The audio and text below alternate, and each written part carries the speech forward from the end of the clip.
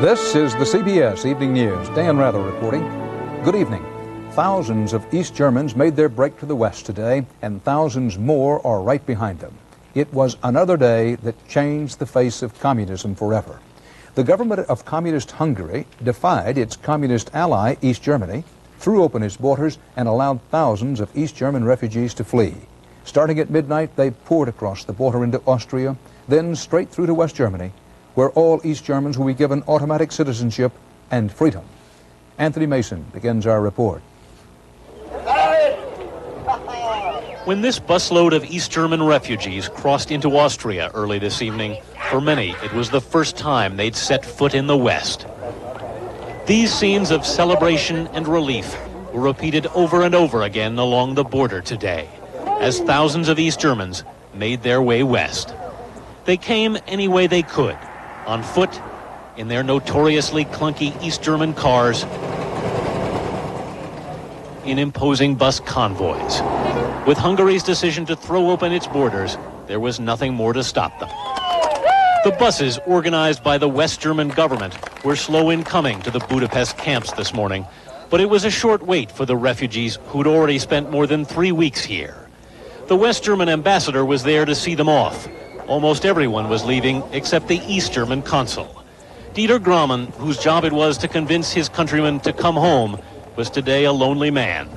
He locked up his portable consulate across from the camp one last time as his fellow East Germans went on their way. At the Hungarian border, their papers were given a routine check, and the refugees were waved into the West. What was once forbidden to East Germans today became a mere formality. But Hungarian officials have not said how long they plan to keep this border open. But many were grateful for just this opportunity. The Hungarian people are fantastic, he says. Almost all the refugees are heading for West Germany. Red Cross volunteers today helped point them the way. A tired few hundred made it to the tent cities the West Germans have prepared to accept the exodus. More than 10,000 are expected to reach here in the next few days, in the greatest mass emigration of East Germans since the Berlin Wall went up 28 years ago. The small ceremonies to mark this historic day were emotional but brief. Then the refugees got back on the road. They've looked forward to this day for years, and were determined now not to look back. Anthony Mason, CBS News, on the Hungarian border. Hungary's opening of the refugee floodgates is a major turning point in its relations with its new friends in the West and its old allies in the East. The immediate result is that this country is now a magnet for refugees from communist dictatorships. More East Germans arrived at refugee camps here today. They were put on buses to join the exodus to West Germany. Hungary's decision to let the refugees go violates a treaty with East Germany. Faced with a choice between its Warsaw Pact obligations and better relations with the West, Hungary has chosen the West. This deepens the split within the Warsaw Pact and creates major problems for East Germany. The crisis comes at a time when the East German leadership is paralyzed. Party leader Erich Honecker is said to be critically ill with cancer and has been seen only twice in the past 2 months. The only reaction today from his hardline government was to accuse Hungary of organized smuggling of humans. But Western sources estimate that more than 1 million East Germans want to emigrate to the West. Hungarians overwhelmingly approved their government's action. There was applause, too, from West German relief agencies. I never dreamt of such a humanitarian, generous solution to such a complicated problem. For Hungary, the choice was also a matter of simple economics. It has twice as much trade with West Germany as with East Germany.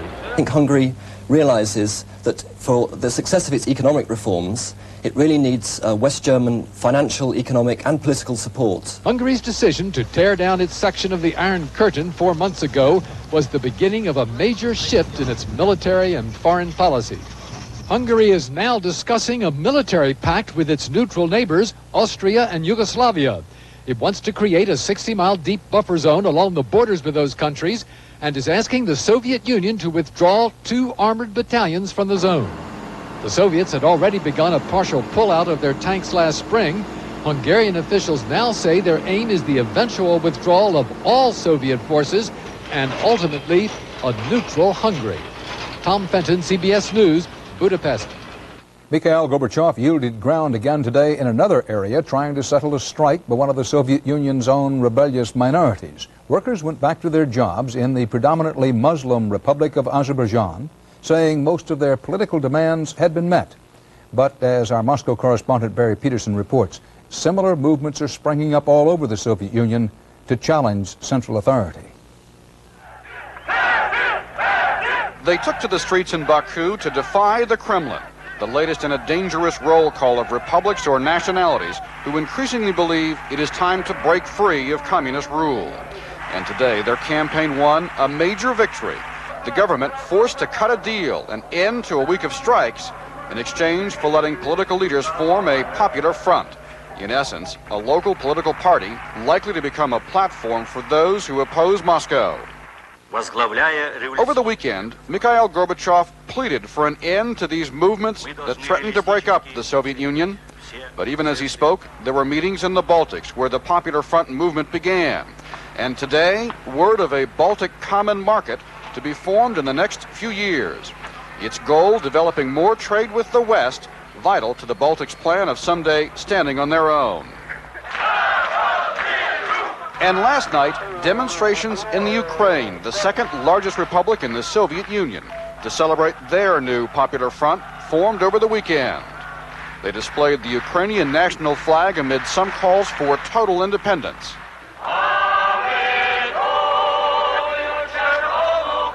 These are the scenes, say observers, that prove growing defiance is becoming open rebellion, and all of Gorbachev's words can't seem to stop it. Barry Peterson, CBS News, Moscow.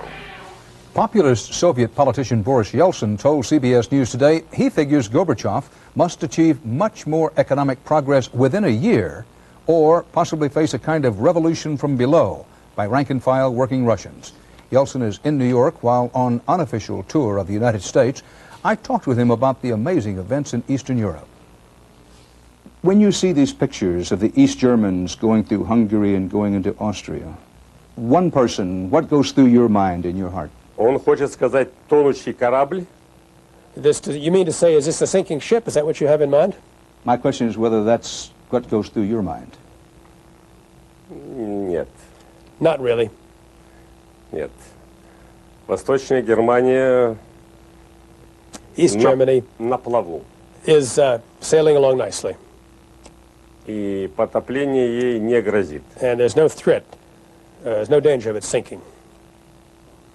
Но разница в уровне жизни, конечно, в But Западной и there is Восточной Германии definitely есть. a difference in standard of living between East and West Germany. That is a fact.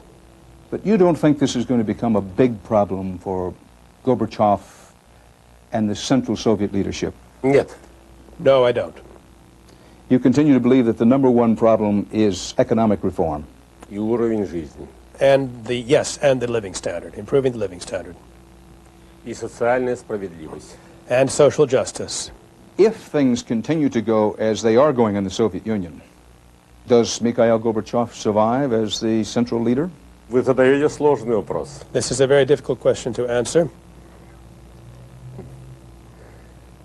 У него, конечно, были шансы поправить He положение, has had opportunities to improve things and to correct the послушав. situation. Я думаю, I что think that в пределах года есть еще время. we still have about a year's time, Вряд ли больше. probably not more than that. Начнется What will happen is that движение снизу. there will be a movement from below, whereas perestroika is a sort of revolution from above. Начнется сейчас уже. We are now already seeing the beginnings of a movement from below. It has already started in this form of miners' strikes and other strikes. Если не будет улучшения, And if there is no improvement, in particular, of the living standard, то это движение будет разрастаться. this movement from below will spread, И это уже будет революция. and it will become a revolution from below. Это, конечно, очень опасно. This would be very dangerous, obviously. Boris Yeltsin in a CBS News interview today. Still to come on tonight's CBS Evening News, the first in a series on the corrosive effect of drugs in our country. Crack, crime, corruption, ruined lives, and one nation under siege.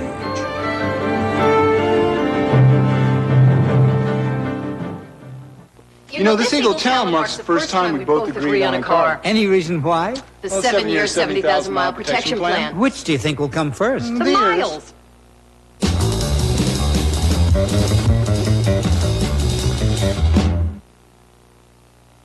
Some food today can be over-processed by chemicals and machines until it is no longer what it was meant to be.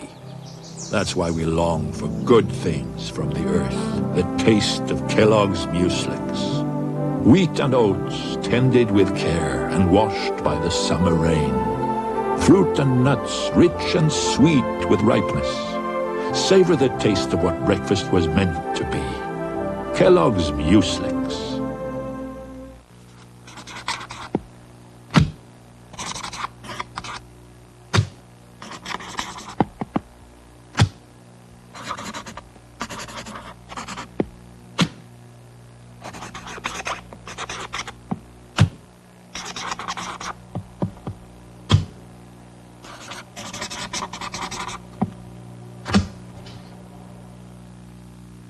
When people count on you, count on posted brand notes.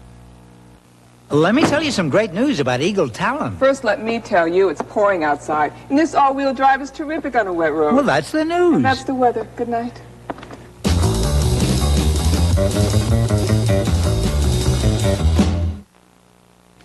As we continue our across-the-board CBS News special coverage of crack and other drugs, One Nation Under Siege, the results tonight of the latest CBS News New York Times poll. These results confirm not only the public perception of drugs as the #1 national problem, but local problem, close to home.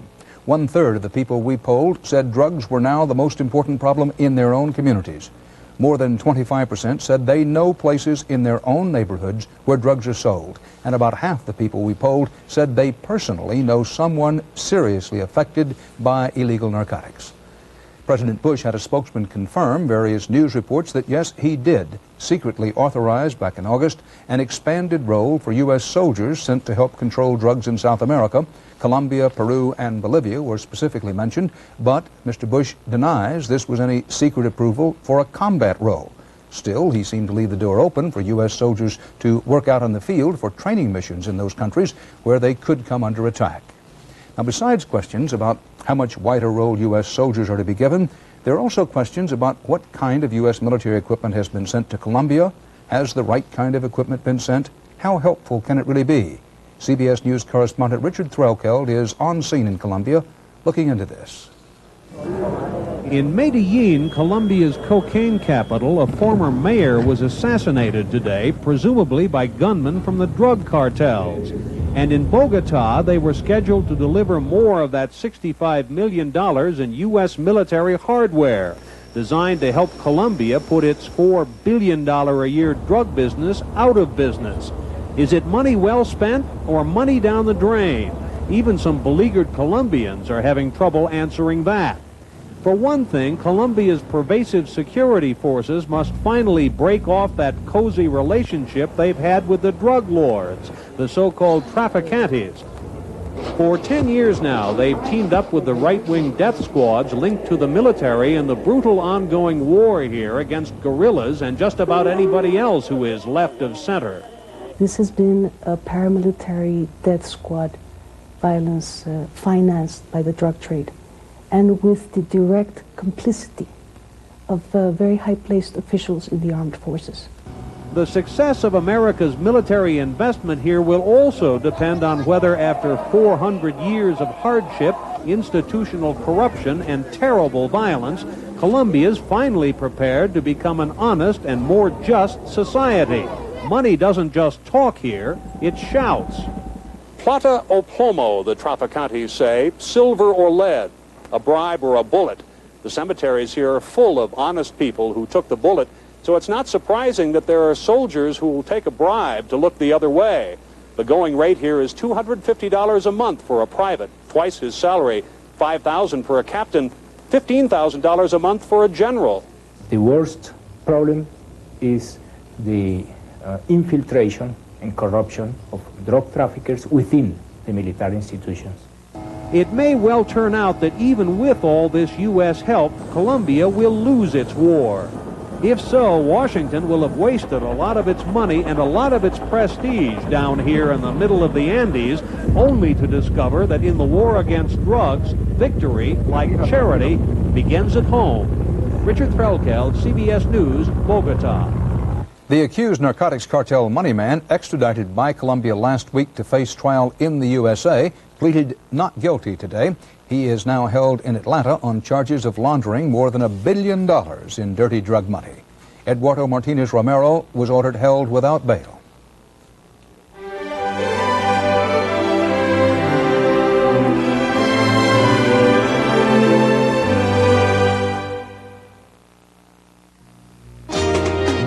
They could see you now out on a fun ship cruise. You're eating fancy food and doing what you choose. I'd like your friends back home to get a good look at the first-rate carnival cruise that you took. All I can say is, wow, hey, look at where you are.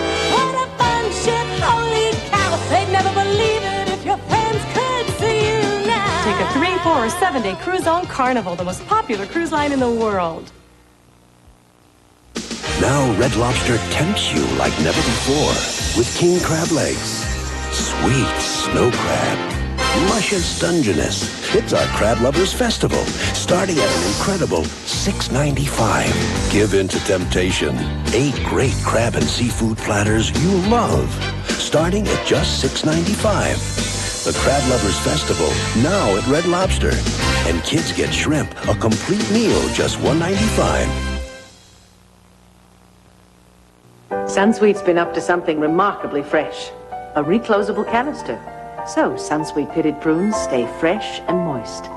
That is, for as long as they stay around. Only one prune tastes Sunsweet. This diver has a thin, powerful seal, but it's not on her mask, it's on her dentures. This thin, powerful seal is virtually airtight. Extra hold fast teeth. Nothing gives you a hold closer to real.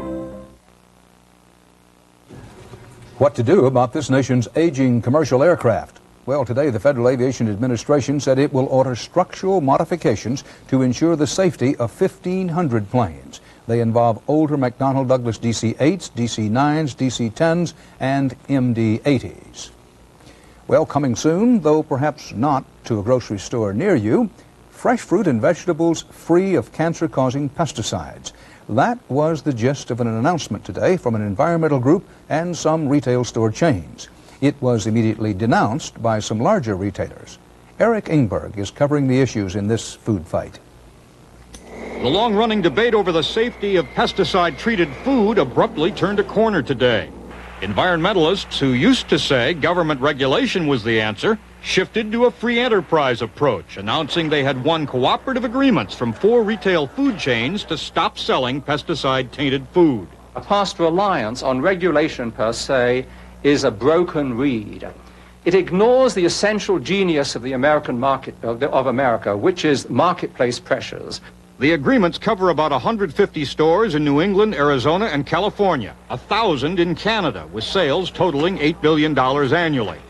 That's only a small percent of food retailers, but the activists claim more will sign up. We expect that this is going to be the #1 issue on the agenda of the American supermarket industry.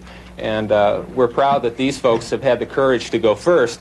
The food chains, which already had their TV ads in the can trumpeting the policy, agreed to keep foods treated with poisonous pesticides off the shelf and to require growers to tell retailers which pesticides they use. The food industry's trade associations reacted angrily. We are concerned about a campaign, a strategy which is a campaign to intimidate, extort, if you will, hold hostage public confidence in the safety of food. Supermarkets cannot become the nation's food police. The industry fears that as stores use their pesticide agreements as sales weapons against competitors, doubts about safety will multiply. Environmentalists are chortling that for once they've made Reagan-style free enterprise work for their side. Eric Engberg, CBS News, Washington. New questions raised today about the quality of prescription generic drugs, that is, the basic drugs, and the quality of your Food and Drug Administration's regulation of the generic food industry during the 1980s. FDA inspectors now say they found significant manufacturing and record-keeping problems in prescription generic drugs at 11 of 13 generic drug companies under investigation. It was the end of one chapter in one Wall Street scandal and corruption case today. The investment firm of Drexel Burnham Lambert pleaded guilty to 6 felonies and agreed to pay a record fine of more than $650 million. That's to settle criminal charges in the largest ever securities fraud case stemming from the Ivan Boesky insider trading scandal of 3 years ago.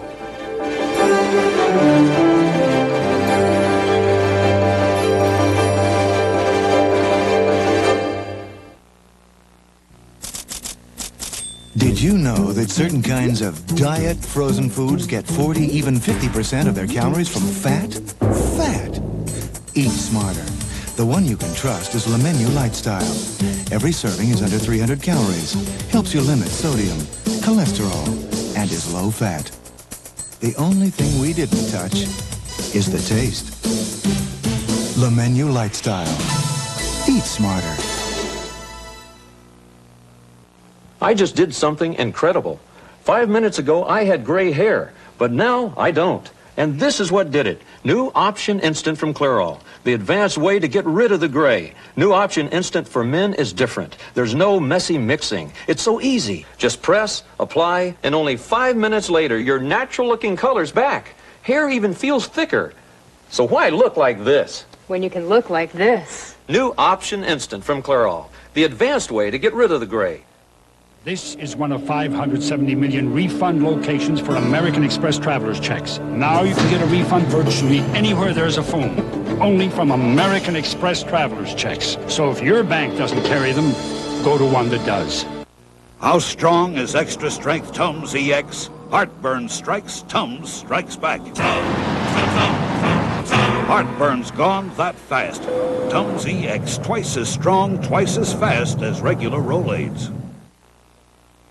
No part of our nation is immune from the drug menace. No question, though, that some of the worst of it is in our nation's inner cities, where drugs are fueling the decay and despair of whole neighborhoods, wrecking families, slicing across generations, creating a climate of mindless violence and robbing the innocent of hope, and in some cases, life itself. Correspondent Harold Dow has been out on the streets and tonight has the first of 2 reports about one such neighborhood, a painful illustration of what we're all up against. Drugs, one nation under siege. This is the image Boston likes to project. A city thriving, rich in history, a city attracting millions of tourists. But this is also Boston. Roxbury, no industry, no restaurants, no movie theaters, one supermarket. The area lacks any meaningful, viable resources. You're looking at an unemployment rate of 56 to 60% for black males. I wish something could be done about this neighborhood because it is really bad. What Roxbury does have is crime, drugs, violence, and gangs. 10% of Boston lives here, but 33% of the city's homicides, rapes, and assaults happen here. And increasingly, these crimes are being committed by children, teenage gangs. The youngsters today don't fear going to prison. That's like going home with their friends. They don't fear the court system.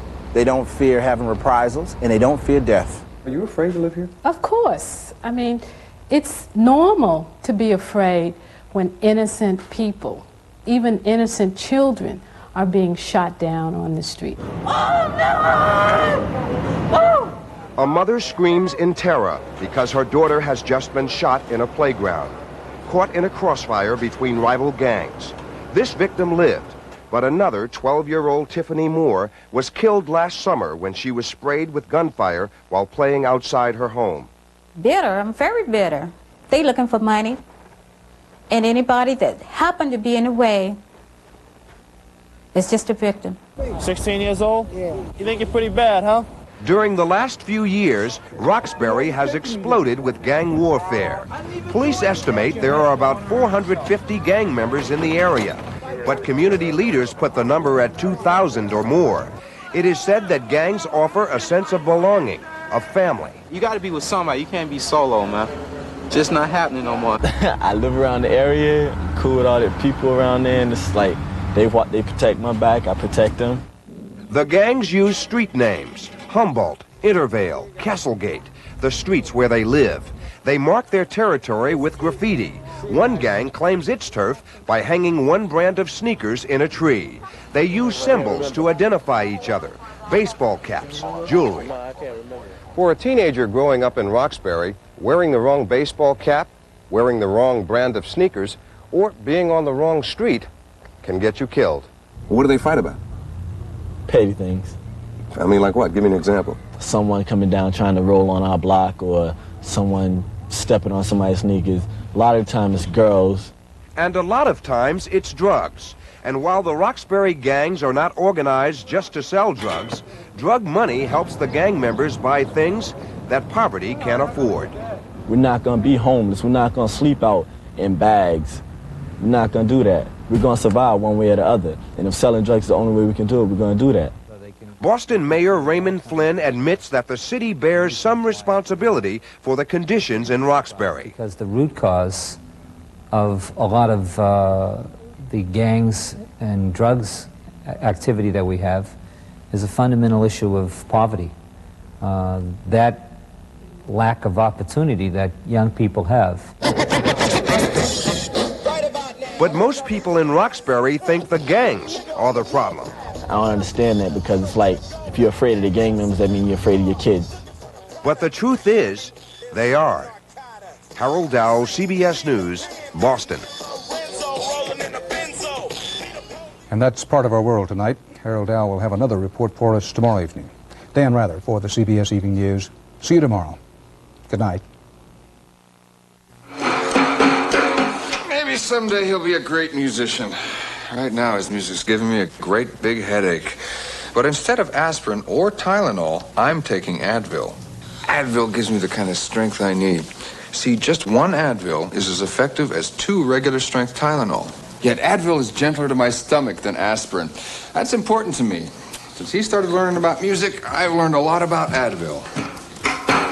Advil, advanced medicine for pain.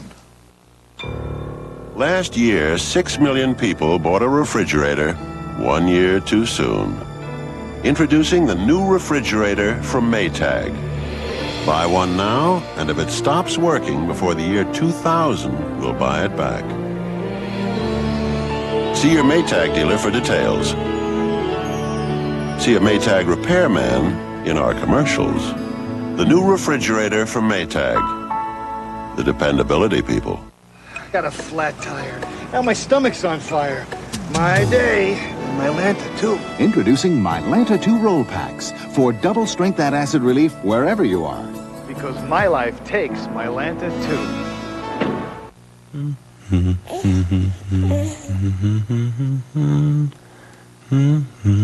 Nobody has rocked more babies to sleep than we have. Night-night, Angel.